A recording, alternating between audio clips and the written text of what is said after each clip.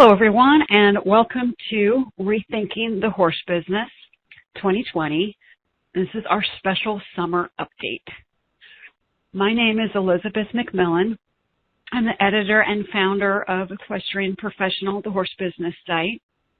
Rethinking the Horse Business is an annual event that we've been hosting for about 10 years now.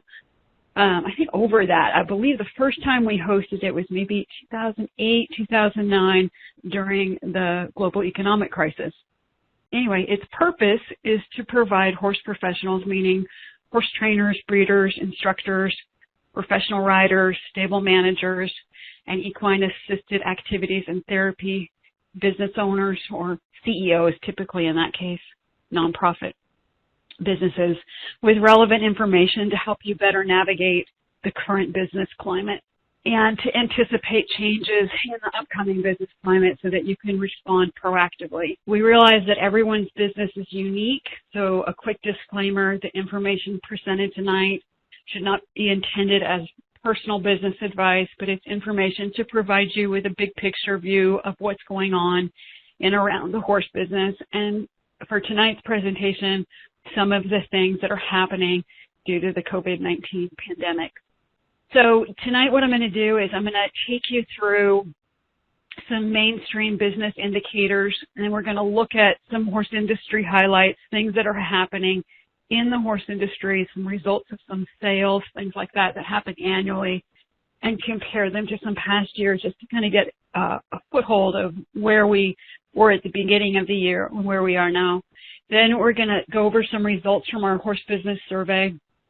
And in that survey, it's typically a lot more questions than what we put out this time. This time we kept it mostly about the coronavirus, the pandemic, how it's been affecting you. Usually our surveys are much more in-depth, but we're trying to just focus on this one particular issue mostly tonight. And so that's why we did it that way. So I'm going to go ahead and we're going to talk about some of the mainstream global economic indicators. Why we do that is it helps us to then, as a business or an industry, have some idea of what's going on around us. We see how we fit into that. So usually the research for the economic outlook section, most of the major reports come out in the end of January-ish.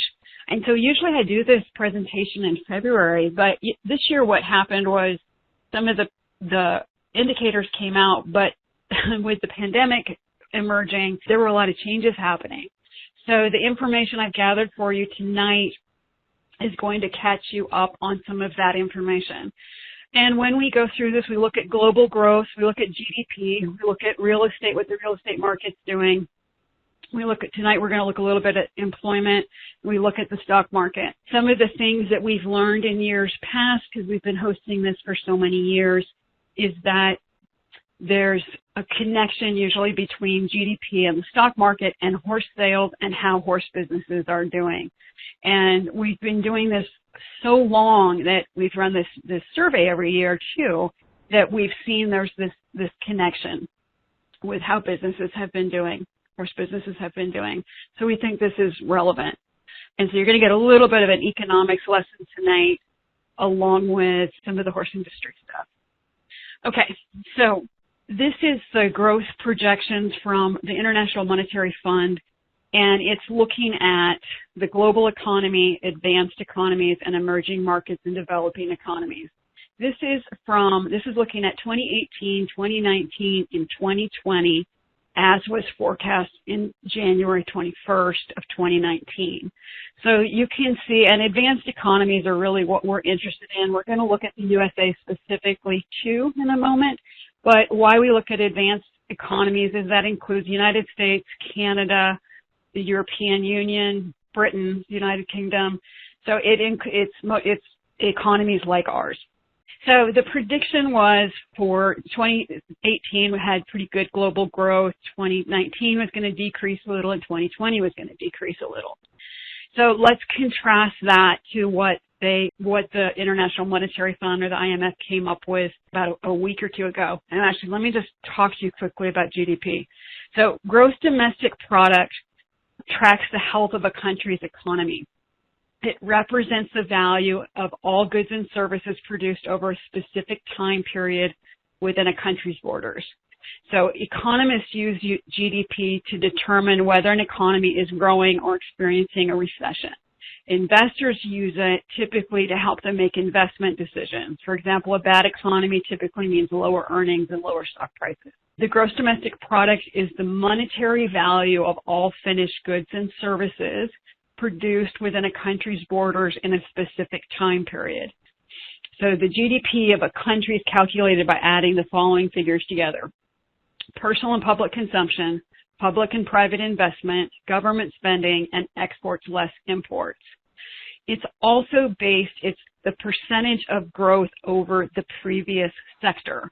So when you see some of these percentages, it's in reference always to the previous measurement, in this case, annual.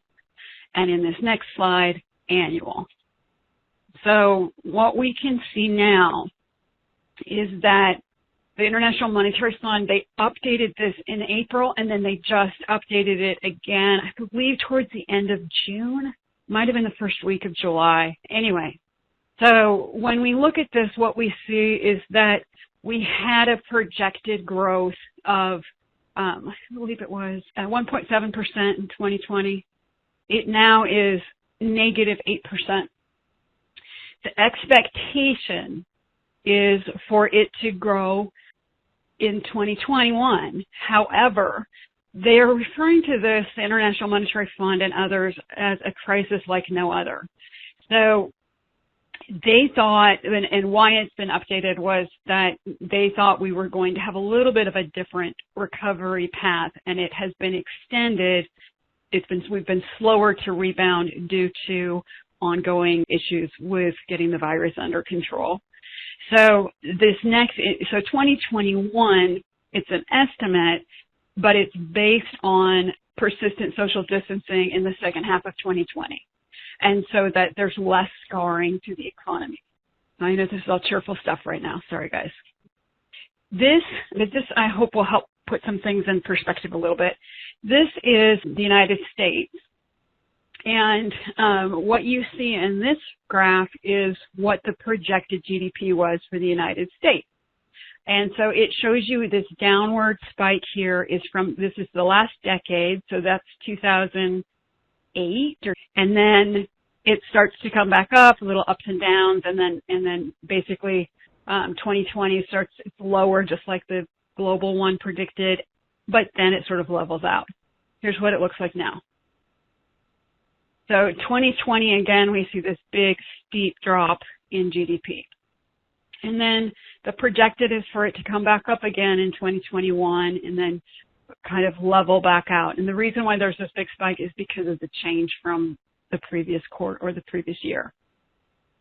Okay, so that's the hope. Now, the next thing we look at is the stock market, and sometimes we look at global stock markets. Today, we're just going to look at the Dow Jones. And what you see here is at the very bottom, this is again a 10-year. So you see at the very bottom, that's February 19th, 2009. That was the lowest point during the global economic crisis. And then you see that we had steady incline. And then this spike down here, up at the top, is from the pandemic. And then it's come back up again. Now, there's some concern about this that's in some of these reports by the International Monetary Fund, the congressional budget. So there's some concern about this because typically the stock market's going to mirror GDP a little bit more. And so there's some assumptions that that the stock market is reacting a little bit slowly and not quite in line with GDP. You can take what you will from that. How I look at that is that I think, well, it's likely we're going to see some reaction there at some point. Nobody knows when. And why that's important for horse professionals typically is that horse sales tend to mirror the stock market. We've seen that trend for years. Okay, real estate. So this was last year. They were projecting home prices growth to slow a little bit, and overall sales to drop a little bit and mortgage rates to continue rising. Well, that didn't quite happen. So mortgage rates actually have gone down because of the pandemic, which is good. That's helpful. A 30-year fixed rate right now would average you around 3.18. Many people right now are refinancing in order to help them through this time. The prediction from Realtor.com is that the sales are going to be slower, supply is lower, but that demand is steady, and it's expected to stay steady through the end of the year. That said, I've read some articles about increased vacancies in Manhattan that have been sort of unseen during any other time, and I think we're going to see some changes in the real estate market in terms of what people want to buy and where they want to live, perhaps. I think we're already seeing that. I've certainly seen articles pointing towards that. The other thing is that in one of the articles that I read, I believe it was on Realtor.com, they talked about that Zillow had a little bit different take. So I want you to take some of these economic indicators with a little bit of a grain of salt right now, because nobody has forecasted what happens economically during a pandemic before. Nobody alive today has. So, I mean, or nobody's seen it. I guess they can forecast it. I guess these are all forecasts, but nobody's lived through it to know how to forecast an event like this. Then this next one is showing you job growth. Again, that's from about, I think it's 20. Let me look here so I can make this accurate for you. That's June 2016 at the beginning, job growth, to 2020 when, again, you see the effect of the pandemic. And then this is where it is as of in June. So it's climbed back up a little bit. Okay. Now we're going to talk about what we see in the horse industry. So we typically try to do essentially a bird's eye view of what is going on across multiple disciplines and breeds. We don't get all of them, but we try to get a few that have sales every year so that we're able to compare previous years to current years, things like that. So one of the ones we look at is Keeneland, and I apologize for this slide. Sometimes they don't transfer well when I upload them. But basically what we saw across the board last year in all these sales that take place end of the year, so like the end of 2018 or the very beginning of, the end of 2019, beginning of 2020. So the previous year, end of 2018, beginning of 2019, what we saw was that there were these big high sellers across the board in thoroughbred sales, the elite performance sales. And so I was curious to see what was going to happen this year. So the January 2020 sale for Keeneland did not have super high top seller, because last year they had a top seller, I believe, actually they had a top seller that sold for $5 million, and I cannot remember the horse's name. Anyway, so last year their gross annual sales were $46,759,600. This year, they were $42,487,500. Average price this year was $38,346 versus last year, which was $51,048. However, last year they had a top-selling broodmare that sold for $5 million, and this year their top sale horse was $640,000. So the median price went down a bit and the average price went down a bit, but it was still a very good sale. So this is January, Keeneland's sale happens, and it's a mixed sale, and we put all the numbers together for the whole sale. So it gives you a pretty good idea of what's going on in the thoroughbred industry so far as sales. Now we're going to jump over to the sport horse. This would be dressage horses and show jumpers. This is from Germany, where the Performance Horse International Sale takes place, and it's elite dressage and show jumping horses. And what you can see here is that we've been tracking this on this chart. I believe we have previous years too, but since 2011. And what they saw this year was that they had in the 40-year history of this event, they set a new record of 19,150,000 euros in sales. So this sale just, takes place at the end of the year in December. So it took place December 2019. Great sales results. And I'll let you guys can look through these, and I'll make my slides available to you if anybody wants to take a closer look. So what we see is strong, and we've seen this trend over the years since about 2012, 2013, where horse sales just got stronger and stronger. This is the National Reining Horse Association sale. It's the Markel sale. It takes place at the end of December. Anyway, so what you can see is that this year they had good sales. They had a gross of $3,758,000. They had the average sale was 22,666. Not quite as many horses consigned as the year before, but again, good results. So this is just a picture of their top sale, $175,000. That was for a young horse by Sparkling Vintage and Custom Berry. Okay, let's jump over to the cutting horse world. So last year, and when I say last year, I mean the winter of 2018, they had a high seller named Keeneland who had a final bid of $500,000. This year, their top seller, I believe, was a horse named Dark Alley who sold for $200,000. Overall, the 2019 NCHA futurity sales averaged $24,923, which is an increase of 11% over the 2018 sale. So again, if we see at the end of this year or all the sales that normally we compare to, we had really good sales. Then the pandemic hit and some things happened. So in the racing industry, the Kentucky Derby was postponed. That was probably one of the first things that I think even mainstream media went, wow. But since then, many tracks are open. I happen to be friends with the photo finisher of most of the major tracks in Southern California. Pomona was able to stay open.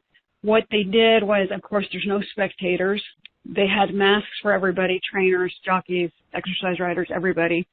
And now what they're doing at some of the major tracks is that and still doing, is they're keeping the staff separated. So, for example, the people who work on the backside and live there, they don't interact with the jockeys who come and go. Why I think some of these practices are interesting is because it may be down the road, or that somebody in different disciplines gets ideas from what other disciplines are doing. So they have been able to keep running. They've kept it going. Now, I think that's important when you have people buying horses. Of course, racing is affected by betting and gambling industry. But it takes owners and trainers, and it's a big industry, and there's a lot of people that work in the backside of the track. And so we're glad to see it continuing and people finding a way to keep it going and hopefully keeping investors happy so that it continues. And of course, we care about the welfare of the horses. And I guess what we like to think about here at Equestrian Professional is we help with the business side, and we do our best to support and hope that the people that are listening and the people that are in the industry are doing the best by the horses. So the next picture is from Quarter Horse News, and it's a little bit of a downside. So the richest event for reining isn't happening this year. Other events are happening, but the 2020 Run for the Million is canceled. It was announced on June 11th because there's complications due to restrictions in place meant to limit the spread of COVID-19. Now, it was set to take place in Las Vegas at the South Point Arena, July 28th through August 1st. The other thing that was happening in coordination with that is that they're filming The Last Cowboy together, and the point of this event is to spread excitement and generate excitement beyond the world of reining to all Western performance horse disciplines. And so, it was a little bit of a different event than like a regular horse show. That said, what we're seeing too is that whether horse shows are taking place, and the same thing with racing, although most of the tracks have opened up, some haven't, but a lot have, is that it really depends on what is happening in that area with the virus, what restrictions there are, and we'll go into, whether that's state, local, that type of thing. And so I'm going to take you to the next slide, and I hope this is encouraging. So this is Show Park, or most of the pictures here are from Show Park in Del Mar, California. And so there's some good news, and that is that this horse show just took place. I talked to a friend of mine named Kathy Hofstetter of iJump.com, and one of the things that Kathy's been involved in is an advocacy to help horse show management and equestrians be able to continue putting horse shows on and just help with some of the coordinating. And so some of the things that she talked to me about happening now, of course, USEF put a hold on all horse shows earlier in the year due to the virus. And then horse shows have to, in order to operate to USEF standards, meet certain criteria for social distancing and health requirements. But the next thing they have to do is they have to be able to have it passed and get their approval from the health department, local health departments.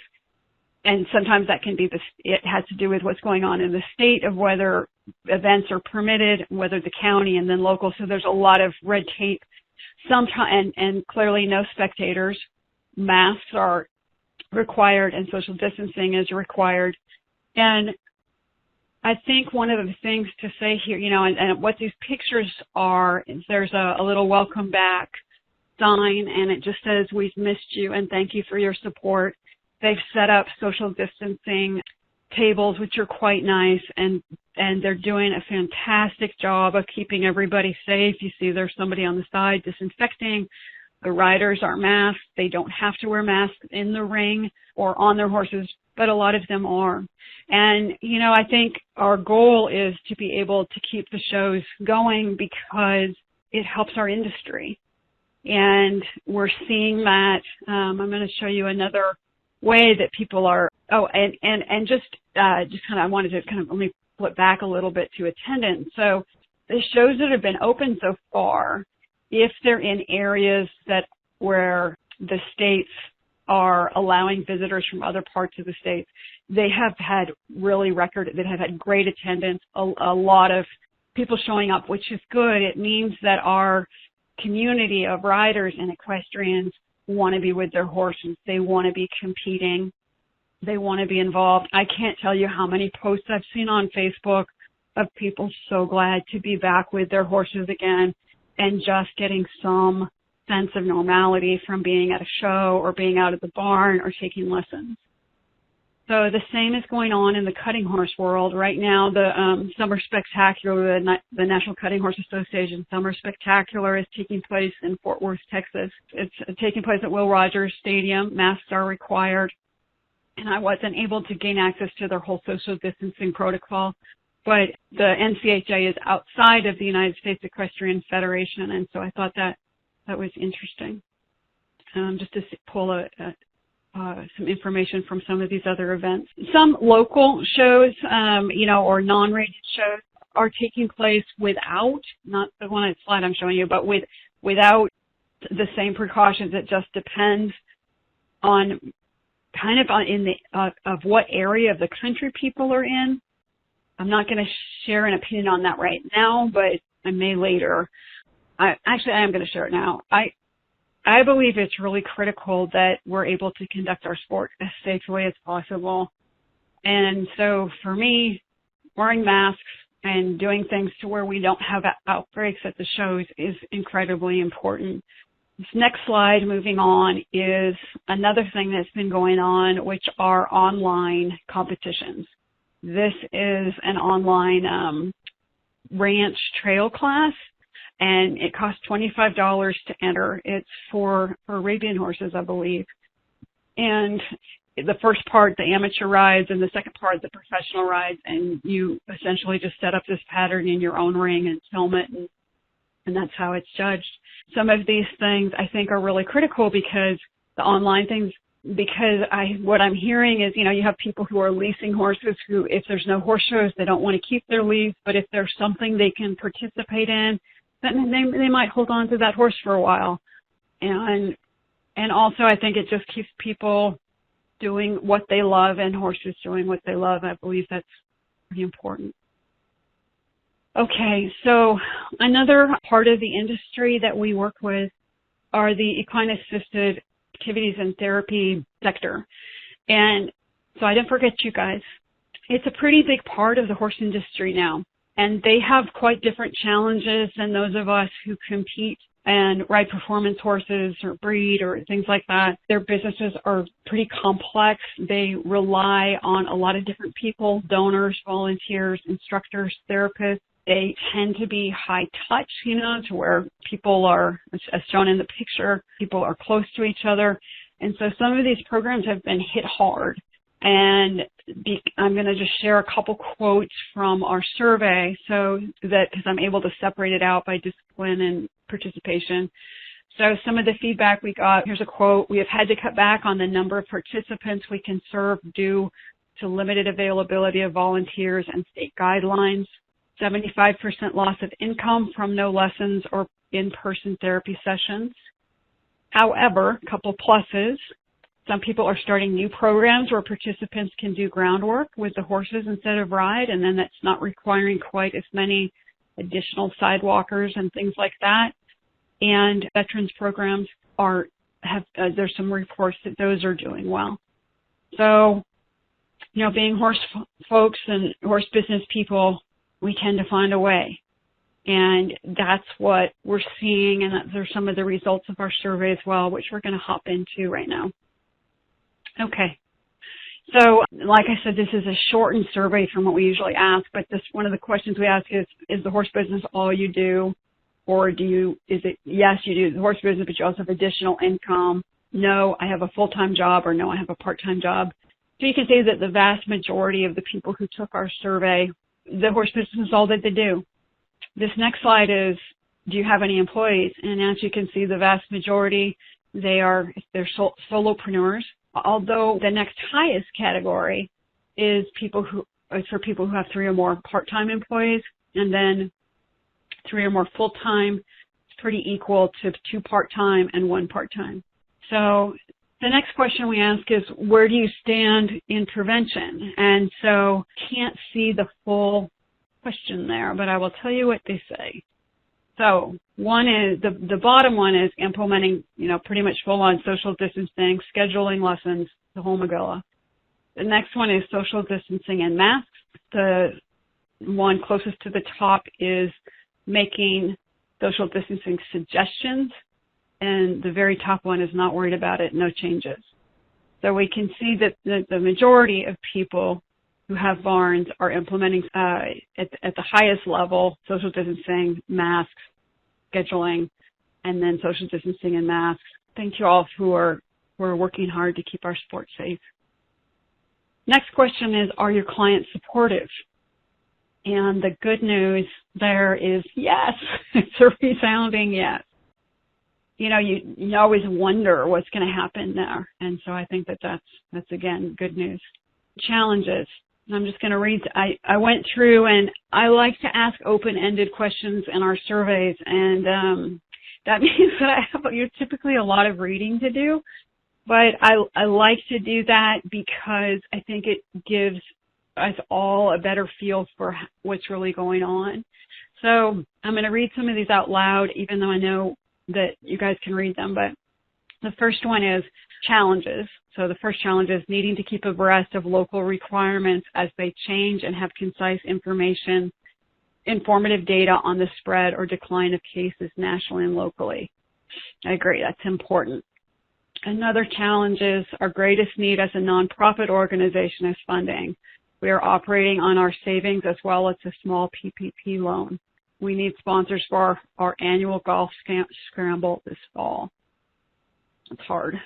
My clients' concerns are financial. I'm trying to figure out how best to add value. That's an important one, and we're going to come back to that in some of our solutions. And then our horse shows. We had quite a few people participate in the survey who, well, one, most competitive barns, horse shows are a part of their revenue, but there's also a lot of people who work at horse shows. And so if some people had their incomes just absolutely halt when horse shows halted or not be able to host horse shows. So that's tough. Another challenge is keeping our staff, boarders, and facilities safe. A variation of that was keeping clients happy. Okay, I asked what success is. This was a mixed bag. This was a little bit mixed. All boarders have kept their jobs and have been able to keep their horses. That's a big win. And I love this one. The biggest success I have had is knowing that my clients have my back and really want me to be here and in business. A wonderful feeling of confidence has shown through. Another one, my business has not really changed, but I find that more people are interested in riding lessons, most likely due to children being limited in the activities they normally do. We saw that a lot in this survey. And then we have, during the 6 weeks we were shut down, we took our mini horses around to nursing homes. We called it Build Hope, Bring Joy, and it did just that. I love that, you guys. Whoever shared that with us, that's fantastic. And then the one that's kind of hidden there is just hired a new instructor, reopened with a wait list. So definitely we're seeing, and it just depends on what somebody's program is set up for, but we're seeing people really value riding. And of course we have some, it sort of is a sad benefit, but it is a little bit of a benefit of that we can do social distancing well with horses and with other things being closed, there's some opportunity there. So I wanted to just quickly, because I'm not going to go through the CARES Act and I'm not going to go through some of the loans and things like that, but I did want to give you a resource and kind of give you a little update on that. So this is a video from Extension Horses that you can find on YouTube. And it takes you through, it was made back in April, I believe, but it takes you through how these programs work. Now, I realize some of them expired, but they also started again. So the Paycheck Protection Program reopened on July 6th, and the deadline to apply is August 8th, just so you guys know that. And you can learn more about how they work by going there, or you can go to the SBA.gov page, and I'll share some links with you. I think how many did I can probably put them on the replay page if anybody's interested. Also, the SBA resumed accepting new economic injury disaster loan applications on June 15th. So some of the programs that stopped started again. Okay. So, all right, so you're wondering why I'm showing you a picture of the Titanic. Okay. So you guys are already doing a lot of this, and that is using the agility of having a small business to adapt and respond to change. So, if we kind of look at the iceberg as COVID and the Titanic as being the human response, government response, sort of the world, the boat we're a little bit stuck in, some of the things we don't have a lot of control over, but some of the things we do. And some of the things we can make better for ourselves and the people around us, and some we can't. There's just, there's a limited amount of control. I think what's difficult with the pandemic is that, it's a slow vehicle to turn. We don't know sometimes what's going on with the infection rates or whether things are working well. There's delays in both finding out about how the reopening's going and about then when we make changes, what's happening with those. And I want to be a little bit sensitive to people's different points of view on this. I know it has been politicized. I think that has made things far more difficult for all of us. But what I want to encourage you to do individually, because we do our part with so far as trying to steer the Titanic, and we're participants there, but then there's our own business. And what I want to encourage you to do with your own business is to make that as agile as possible.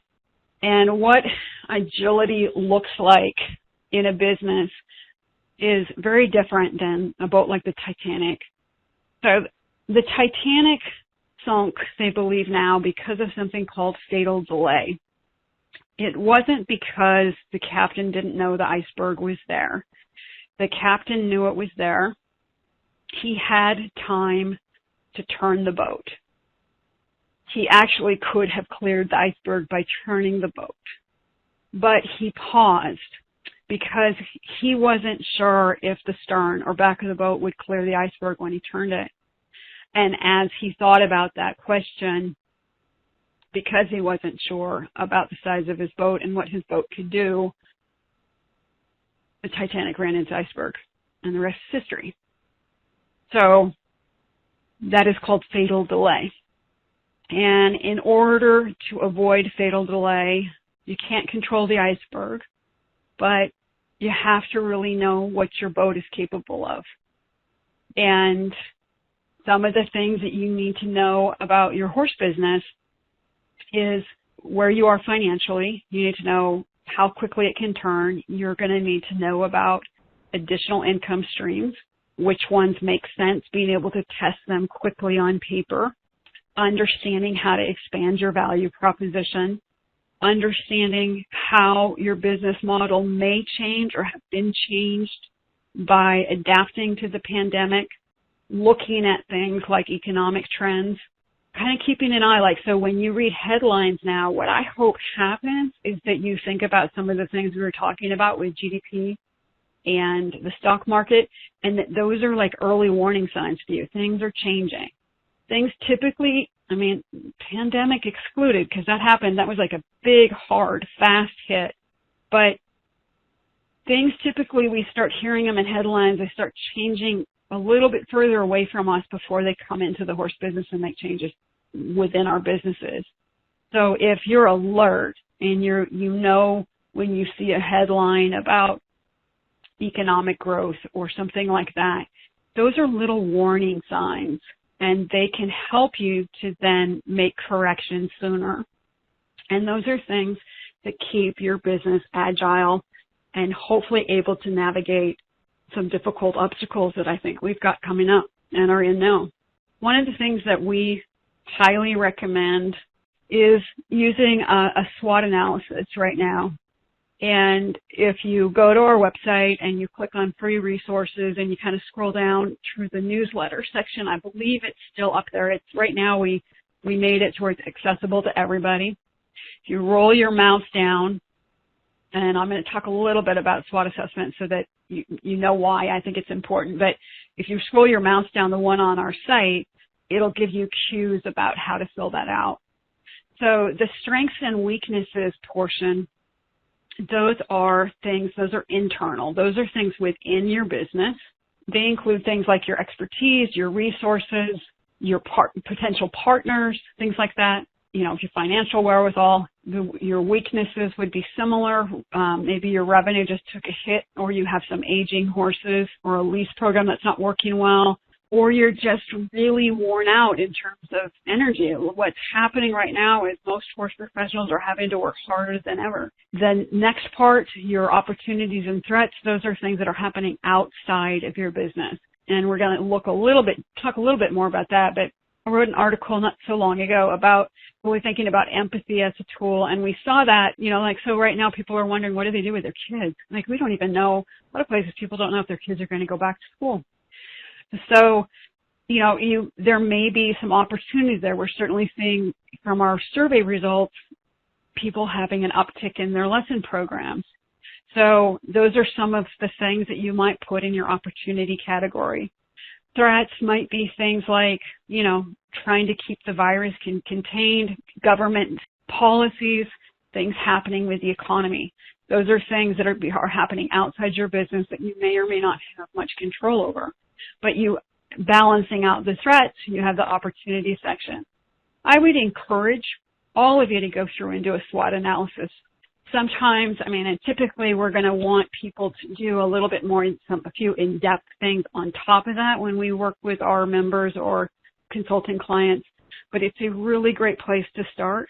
Another little note that I have here is on this slide is broken heart syndrome. You guys, we have access to something pretty special. We have these amazing horses, and we have a lot of people out there that are hurting right now. And it's, this pandemic is affecting people on a lot of levels. I so love it that the comment of somebody bringing their miniature horse to the nursing homes. This is a time where I think we can do some good. This next tool that I think is important is a business model canvas. It's the first thing I have every consulting client do, or business coaching client. Now, our business model canvas is a little bit different than a standard one, because one of the things that I have found makes a really big difference so far as the success or failure of a barn is what their core values are, their brand integrity is. So we have a section on our business model canvas for that portion, along with the value proposition, which is one of the next things we're going to talk about. Business model canvases are really good for innovating your business model, or addressing changes that may have happened and helping you identify really quickly if that has affected your revenue streams, cost structures, your key partners, or the activities you're doing. Also, it will help you sometimes to identify new customer segments, or if you've lost this customer segment, to help you sort out how to get a new one.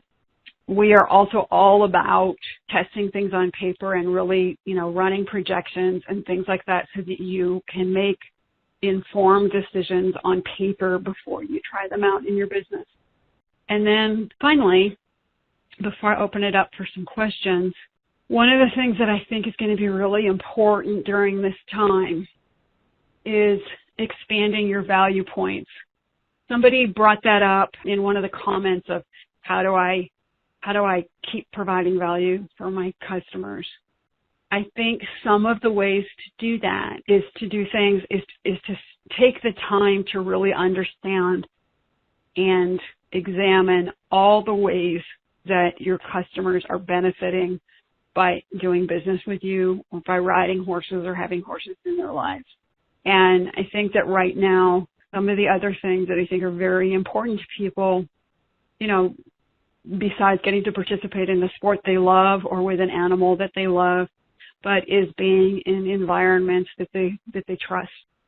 And so there are lots of ways to look at how we can expand value and the value points for your customers. We will be doing more webinars and more activities for our members on some of these specific points, using a SWOT analysis, updating your business model, really defining what your brand integrity is and what your code is, looking for new revenue streams, and expanding your value to your customers. And I just want to really congratulate all of you for being on this call and for continuing to kind of keep on keeping on with your businesses. You guys, we made it through the global economic crisis, and it's my greatest hope that we will make it through this one, and we will have learned some things from last time around, and that will bring, together some new tools and some new ways to keep coming forward. So I'm going to open it up to questions and try to find my way back to my screen here. Thank you all so much for listening.